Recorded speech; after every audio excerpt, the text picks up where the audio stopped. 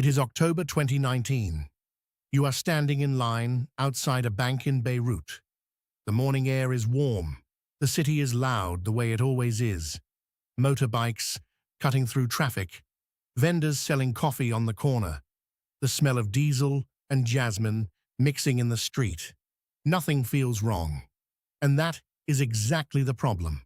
You have a savings account. In dollars. American dollars. You worked for them. You wired them in. You checked the balance on your phone just last week. The number was right there. Real, solid, yours. You are not rich, but you are careful. You did what every financial advisor, every parent, every common-sense piece of advice ever told you to do. You saved. You kept your money in a bank. You chose dollars over the Lebanese pound because you knew, everyone knew, that the pound was shaky. The dollar was safe. The dollar was always safe. Now you are standing outside the bank and the doors are locked. Not because of a holiday, not because of a system error. The bank is simply closed.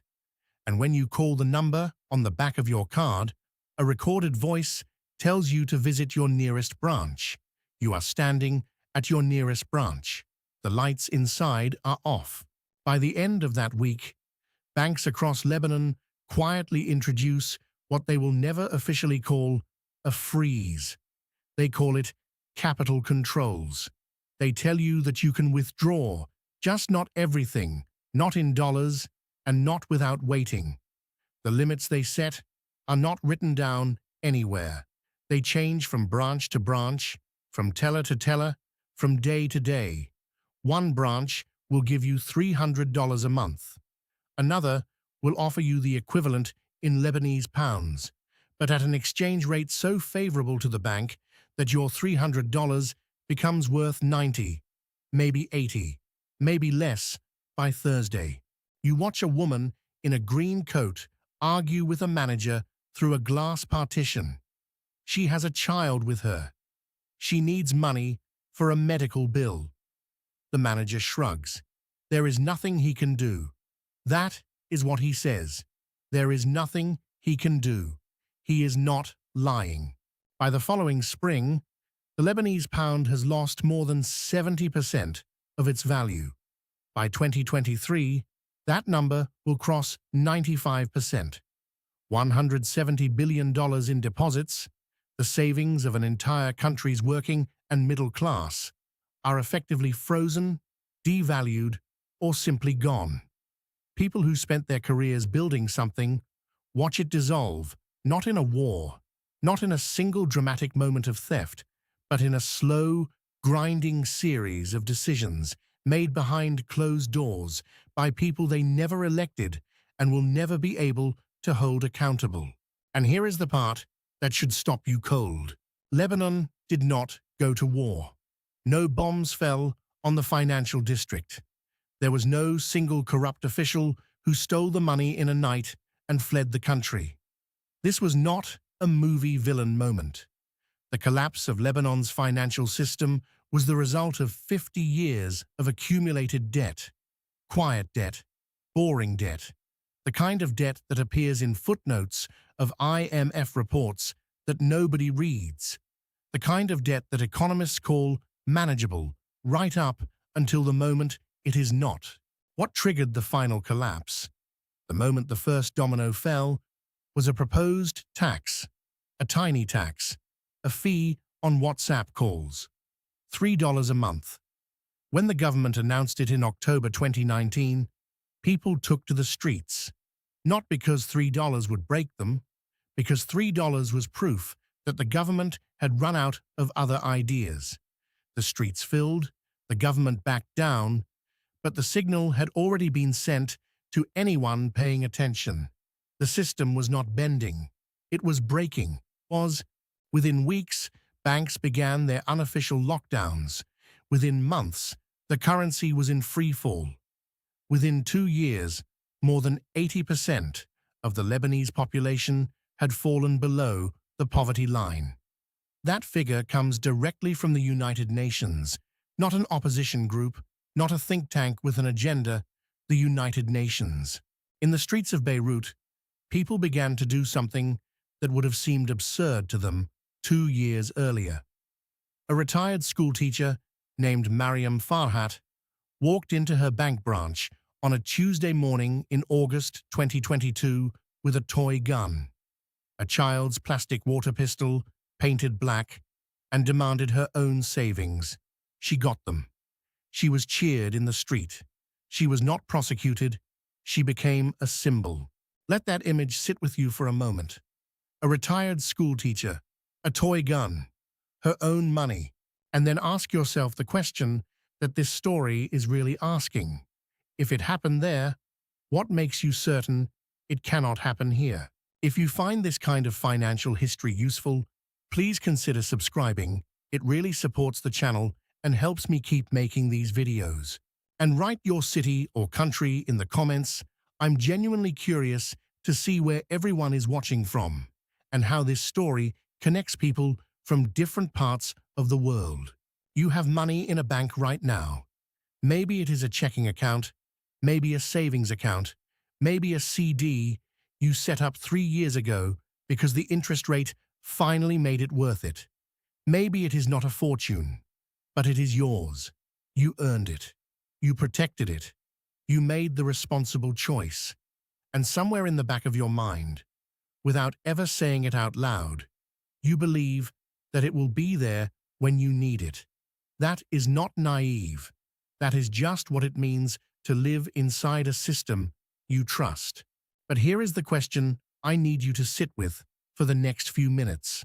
Not as a thought experiment, not as a hypothetical designed to frighten you, as a factual, documented, verifiable question that $170 billion worth of Lebanese savings could not answer in time. What exactly is your money protected by? Not in the abstract, not the government or the FDIC or the full faith and credit. I mean specifically, mechanically, legally. What stands between your savings and the kind of morning Mariam Farhat had when she walked into her bank with a toy gun? Because the answer to that question is not what most people think it is, and the gap between what people think the answer is and what the answer actually is. That gap is where every financial catastrophe in modern history has lived. Here is what happened to $170 billion in Lebanon. It did not burn. It was not stolen in a single dramatic heist. It was not vaporized by a bomb or swept away by a flood. It was reclassified, restructured, subjected to exchange rates that the bank set unilaterally in real time with no legal obligation to honor the number that was on your statement the day before. The dollars were still there, technically, on a spreadsheet, in a database, in a ledger. They were just no longer accessible to the people they belonged to. And the law, as written, gave those people almost no recourse. $170 billion. Gone, not with a bang, but with a terms of service update nobody sent you. I want to show you 3 cases, not from textbooks, not from 100 years ago. 3 cases from this century, with names attached, with exact numbers, with documented paper trails. Cases where ordinary people who did everything right lost everything anyway. And I want to show you not just how they lost it, but more importantly, how some of them did not. Because inside each of these disasters, there were people who came out the other side. Not because they were luckier, not because they were wealthier, because they understood something about money that the system is not designed to teach you. The first case is Lebanon, and you have already met it. A country the international press called the Switzerland of the Middle East, a place with a sophisticated banking sector, a cosmopolitan capital, a highly educated population, a country that handled multiple wars, multiple political crises, multiple refugee waves, a country that, by every conventional measure, had survived worse, until it did not. The second case is Venezuela. And before you say, What I know you are thinking, that Venezuela is an extreme case, a socialist catastrophe, something that could never apply to you. I want you to meet Carlos Sandoval. Carlos was not a politician. He was not a government employee riding the system into the ground. He was a literary critic, a professor at 2 universities, a man who spent his career writing about books and teaching students to think. By 2017, he could no longer afford to buy one. Not because he had lost his job, because the currency his salary was paid in had become so worthless that a single paperback cost more than his monthly income. The inflation rate in Venezuela that year was not 10%, not 50%, not 500%. It was over 1,000,000%. And by 2018, it would cross 10 million. The third case is Argentina, 2001. A single government decree, issued on a Sunday night with no public debate and no advance warning, froze every bank account in the country. They called it the corralito, the little corral, like cattle. Your money, penned in, you could look at it, you could see the number, you just could not touch it. Overnight, the Argentine middle class, doctors, engineers, small business owners, teachers, discovered that the savings they had spent decades building were subject to terms they had never agreed to and could not negotiate. 3 countries, 3 decades, 3 different political systems, 3 different causes, 3 completely different roads to the same destination. And in each case, the people who survived, who actually protected what they had built, did not do it by being smarter about stocks or better at reading central bank statements. They did it by understanding one single principle that the financial system never advertises, because if everyone understood it, the system would not work the way it currently does. That principle is this: the safest place for your money is never just one place. What that looks like in practice, the specific, documented, real-world decisions that separated the people who lost everything from the people who did not. That is what the next part of this story is about. Let us start with the myth that killed more middle-class wealth in the 21st century than any stock market crash, any recession, any financial crisis you have ever seen covered on the evening news. It is a myth so deeply embedded in the way we think about money that most people never even recognize it as a belief.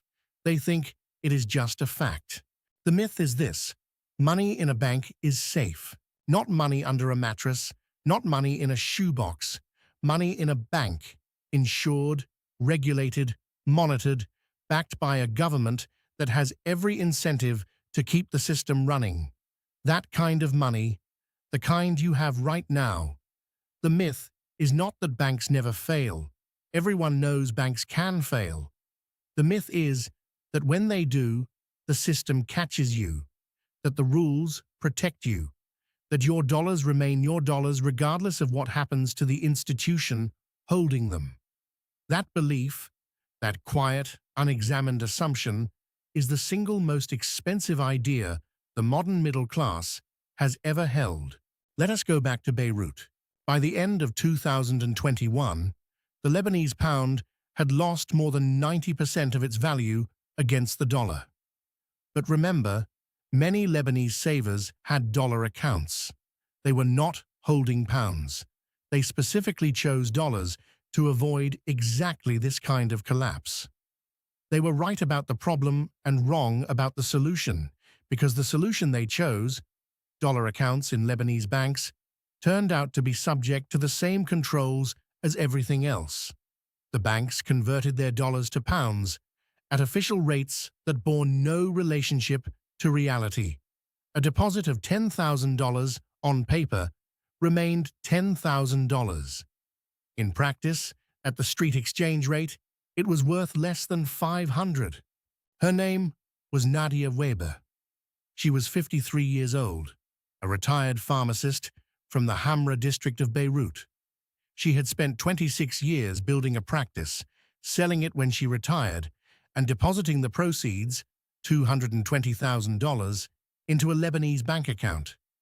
She chose the bank specifically because it was one of the oldest and most respected financial institutions in the country. She checked its ratings. She read its annual reports. She did everything right. By 2022, the purchasing power of her $220,000 had collapsed to somewhere between $8,000 and $12,000 in real terms.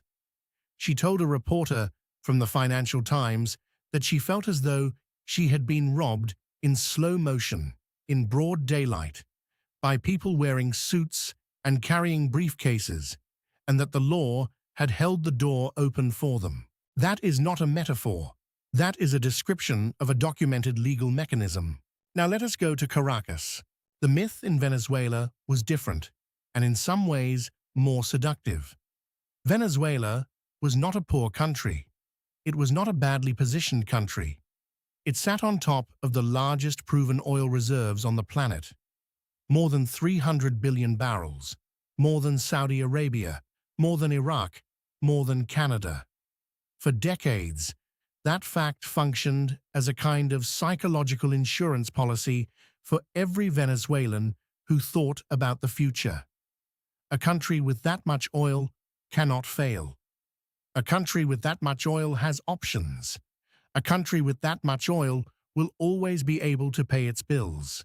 The problem with that logic, and this is the part that applies far beyond Venezuela, is that a single dominant asset is not diversification. It is concentration. And concentration in any system is fragility dressed up as strength. When oil prices collapsed in 2014, Venezuela's government did what governments under pressure tend to do. It printed money, not a little, not as a temporary measure.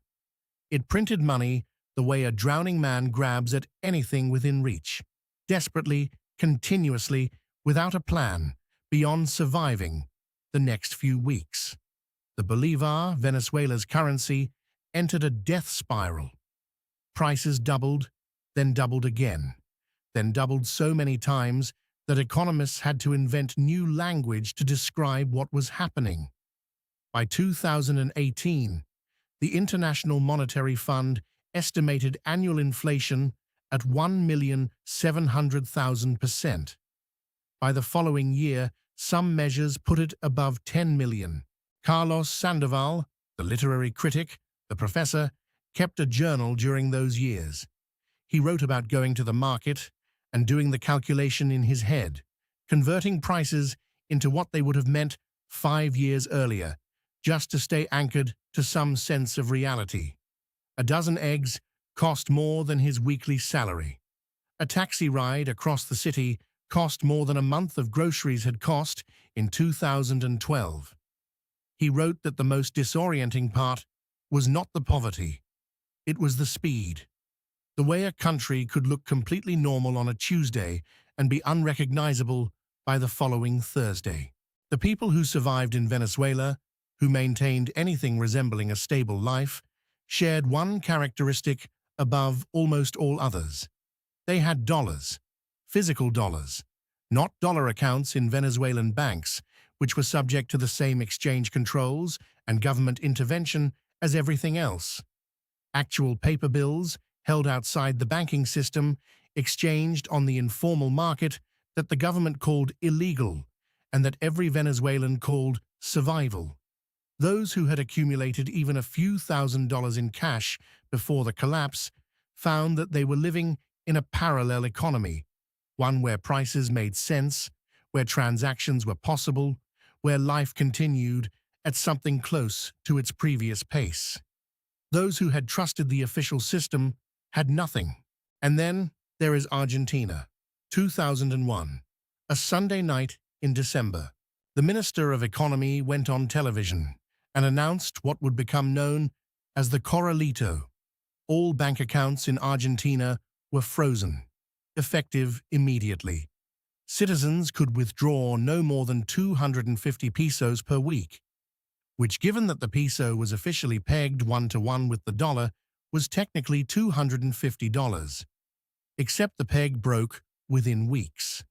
The peso was devalued by more than 60%. That $250 became less than $100. And then the government converted dollar-denominated accounts into pesos by force at the official rate, which meant that anyone who had been careful enough to save in dollars lost more than a third of their savings overnight through nothing more than a change in accounting.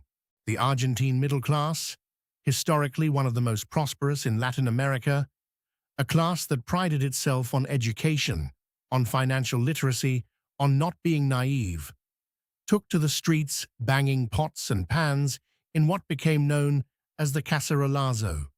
They were not poor people. They were doctors and architects and university professors and small business owners. They were people who had followed every conventional rule of personal finance, and they were wiped out by a decree issued on a Sunday night by a government that had simply run out of other options. But here is where the story shifts, because inside each of these three disasters, Lebanon, Venezuela, Argentina, there were people who did not lose everything. And when researchers, journalists, and economists went back and documented what those people had in common, the answers were not complicated. They were not sophisticated. They did not require a financial advisor or a law degree or a Bloomberg terminal. They required only one thing: the willingness to believe, before the crisis arrived, that the system they lived inside was not the only system available to them. What those people did, specifically practically, in ways you can replicate starting this week, is exactly what comes next. There is a pattern that runs through every financial collapse of the last 100 years. Not a theory, not an ideology. A pattern, observable, documented, repeatable across cultures and continents and political systems so different from one another that their only common thread is this: the people who survived did not do it by being smarter about the system. They survived by being less dependent on it. That sounds simple. It is simple. But simple is not the same as easy. And understanding why requires going back to the three cases we just walked through, not to revisit the catastrophe, but to study the exits. Because in every one of these disasters, there were exits. They were not obvious. They were not advertised, but they were there, and the people who found them left a trail we can follow. The first pattern is what economists call jurisdictional diversification, and what everyone who actually used it called common sense in retrospect. In Lebanon, in Venezuela, in Argentina, in every single case, the people who preserved the most wealth were the ones who held assets outside their home country's financial system before the crisis began. Not during, not after, before. A Lebanese businessman named George Khoury had opened a bank account in Cyprus in 2015, 4 years before the Beirut lockdowns. Not because he predicted the collapse, but because his business had European clients and it was convenient. When the Lebanese banks froze in 2019, that Cyprus account was untouched. He could access it from his phone. He could wire money from it to pay suppliers. He could convert it to cash and bring it back across the border. While his neighbors were standing in line with toy guns, George Khoury was running his business from a laptop. He was not a genius. He was not a prophet. He had an account in a second jurisdiction, and that single fact separated his outcome from everyone around him. The lesson is not that you need to move your money to Cyprus. The lesson is that any asset held exclusively within one national financial system is subject to everything that system does, including the things that system does in a crisis when it is acting in its own interest rather than yours. A foreign brokerage account, a property in another country, even a portion of savings held in a foreign currency at a foreign institution. Each of these creates a layer of separation between you and the decisions your home government might make on a Sunday night when it runs out of options. The second pattern is the one that surprises people the most, because it sounds almost too obvious to be useful. Physical cash in a hard currency, specifically for most of the world, US dollars, functioned as the single most reliable store of value in all three of the crises we examined. Not gold, not real estate, not a diversified stock portfolio. Cash, paper bills. The thing that financial advisors tell you to minimize because it earns no return and loses value to inflation.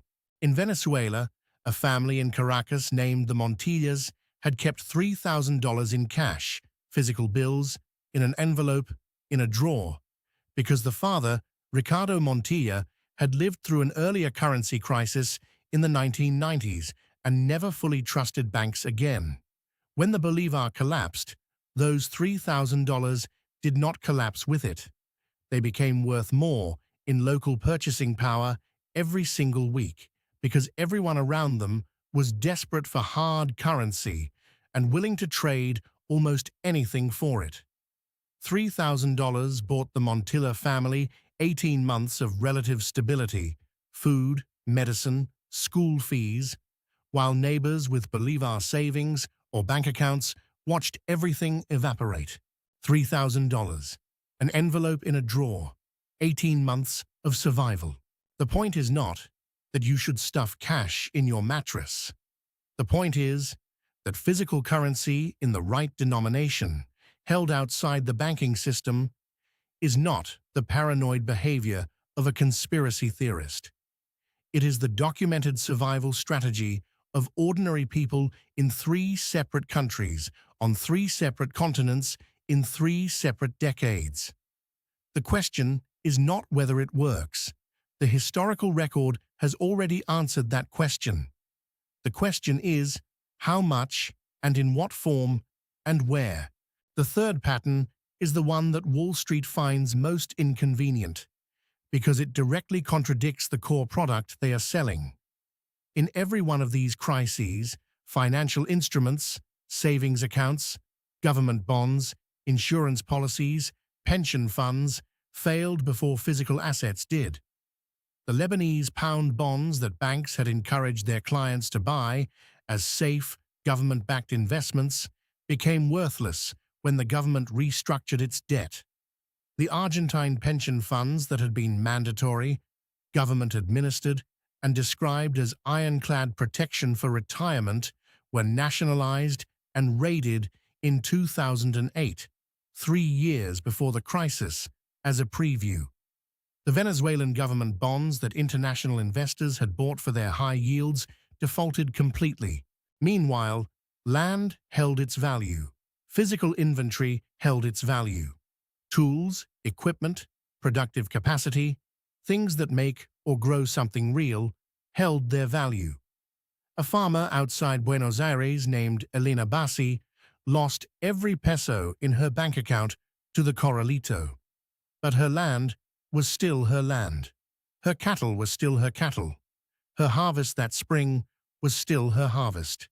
She did not prosper in the crisis, but she ate, and she came out the other side with the foundation of something to rebuild on, which is more than most of her urban neighbors could say. Real assets do not require anyone's permission to exist. They do not depend on a government's willingness to honor a contract. They are not subject to exchange rate conversions or capital controls or Sunday night decrees. They exist in physical reality, which turns out to be considerably more reliable than financial reality when the two come into conflict. The fourth pattern is the newest and the most contested, and the one that did not exist as a tool the last time a crisis of this scale hit the Western world. In Lebanon specifically, something happened that no economist had predicted and no government had planned for. Bitcoin and dollar-pegged stablecoins became a functioning parallel financial system for a significant portion of the population.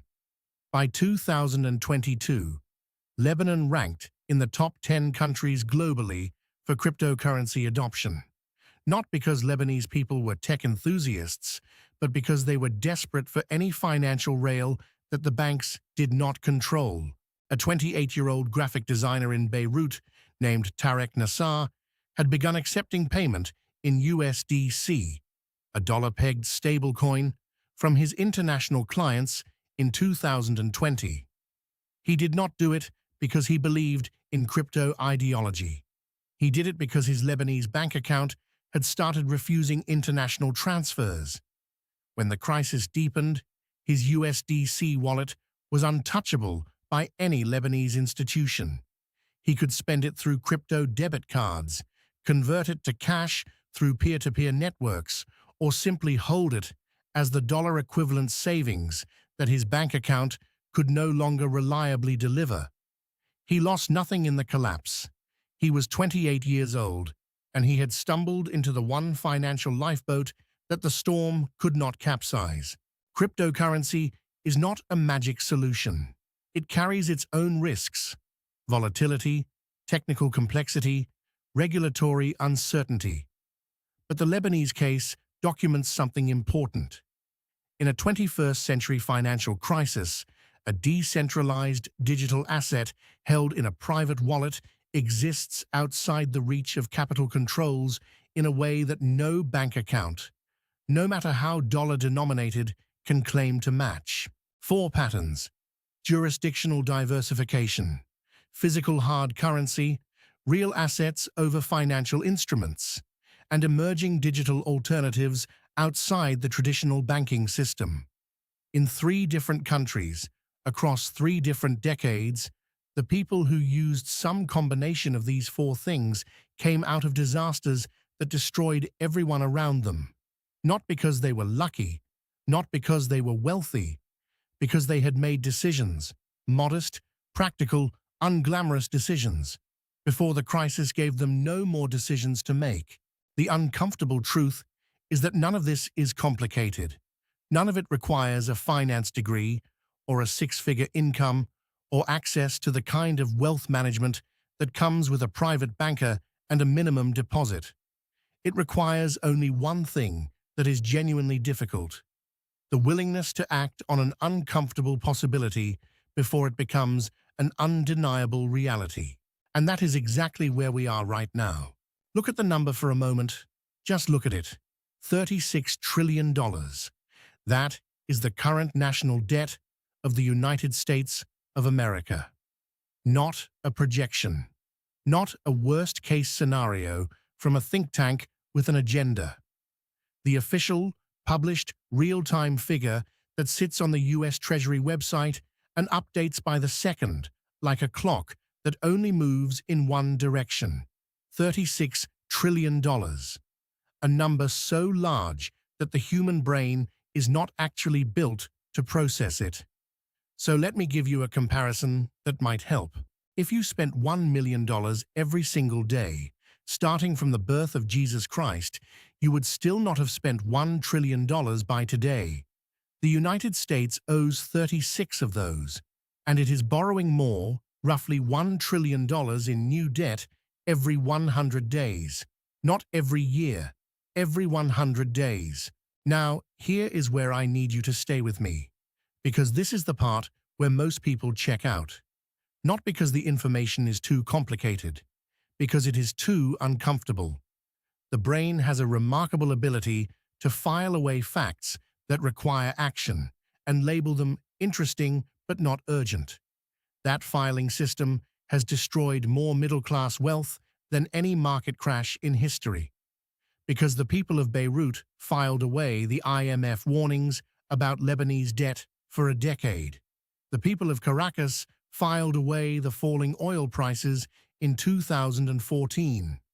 The people of Buenos Aires filed away the currency peg that every economist in the world said was mathematically unsustainable. They filed it all away under interesting but not urgent. And then came the Sunday night decree. So do not file this away. Stay here with me for 3 more minutes. The United States debt to GDP ratio, the measure of how large the national debt is compared to the size of the entire economy, currently sits at 121%. That means the country owes more than it produces in an entire year. In 2001, that number was 54%. In 2008, it was 67%. It crossed 100% for the first time in 2013, and it has not looked back. Now, 121% sounds like a lot, and it is. But here is the number I want you to hold next to it. Lebanon's debt-to-GDP ratio in 2001, 20 years before its financial system collapsed, was 180%. By 2021, the year the full scale of the crisis became undeniable, it had reached 495%. I am not telling you that America is Lebanon. The United States has the world's reserve currency. It has the deepest capital markets on the planet. It has geopolitical leverage that Lebanon never had. These are real differences, and they matter. But I am asking you to notice something. Every country that has ever experienced a sovereign debt crisis looked from the inside like a country that was too big, too important, too interconnected to actually collapse. That was true of Argentina, which had the 8th largest economy in the world in 1900. That was true of Venezuela, which had more oil than any nation on earth. That was true of Lebanon, which the international banking community called a model of financial sophistication right up until the moment the doors locked. The most dangerous phrase in the history of personal finance is not, "This time is different." It is, "This could never happen here." And then there are the central banks, not the American ones specifically, all of them. For 3 consecutive years, the world's central banks have been buying gold at a pace not seen since the 1970s, more than 1,000 tons per year. The central banks of China, Russia, Poland, Turkey, India, Singapore, institutions that collectively manage more financial data than any private entity on Earth, have been quietly, consistently, and at accelerating pace moving reserves out of dollar-denominated assets and into physical gold. These are not small investors acting on emotion. These are the most data-rich institutions in human history, and they are voting with the one currency that has existed for 5,000 years and has never once gone to zero. You do not have to believe in conspiracy theories to find that interesting. You do not have to believe the dollar is about to collapse tomorrow. You only have to ask yourself one question. What do they know that they are not saying out loud? Because here is the thing about financial collapses, and this is perhaps the single most important sentence in everything we have covered today. In Beirut, in Caracas, in Buenos Aires, the collapse did not announce itself. It did not send a calendar invitation. It did not give the middle class a grace period to reposition. One day the system was working. The next day it was not. And every person who wished they had acted differently had seen the same warning signs that the people who did act had seen. The difference was not information. The difference was the decision to treat an uncomfortable possibility as a real one. Nadia Weber, the retired pharmacist in Beirut with $220,000 in savings, had read about Lebanon's debt problem in the newspaper. Carlos Sandoval, the literary critic in Caracas, had watched the oil prices fall and knew what it meant. The Argentine middle class had seen the IMF negotiations collapse in real time on television. They all knew. They just did not act. And the people who came out the other side, Georges Curie with his Cyprus account, Ricardo Montilla with his envelope of dollars, Elena Bassi with her land, Tarek Nassar with his stablecoin wallet, they did not have better information. They had a different relationship with discomfort. They were willing to feel slightly foolish, preparing for something that might not happen, rather than feel devastated by something they had seen coming and chosen to ignore. That willingness, that specific, quiet, unglamorous willingness, is the only thing that has ever separated the people who survive financial crises from the people who get destroyed by them. So here is where you are right now. You have watched a retired pharmacist lose 26 years of savings to an exchange rate conversion she never consented to. You have watched a literary critic become unable to buy a book. You have watched an entire country's middle class stand in the street banging pots and pans because a Sunday night decree made their bank accounts untouchable. You have seen the four patterns that separated the survivors from everyone else. And you have seen the data, not the opinion, the data that places the current moment on a trajectory that rhymes loudly and uncomfortably with the trajectories that preceded each of those collapses. None of this means the end is coming tomorrow. It might not come in your lifetime.